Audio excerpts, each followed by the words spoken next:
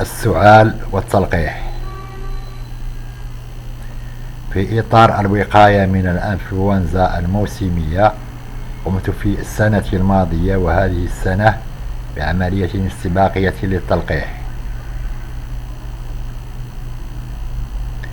إلا أني أصبت بسعال حاد جاف ومزمن السنة الماضية حوالي 4 أشهر، وفي هذه السنة ما زال السعال مستمرا إلى الآن،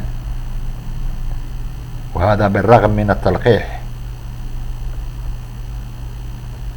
ضد الإنفلونزا، وبالرغم من زيارة 3 أطباء وصفوا لي المضادات الحيوية ومضادات الحساسية. والسؤال الذي يطرح نفسه هو مدى فعالية عملية التلقيح.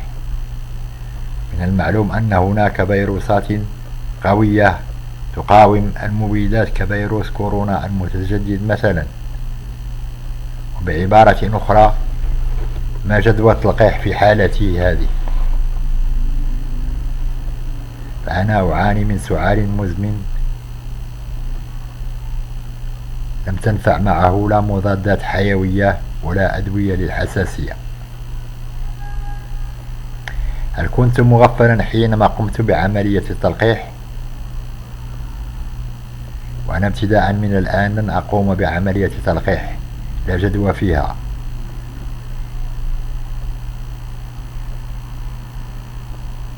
ولا جدوى في مفعولها.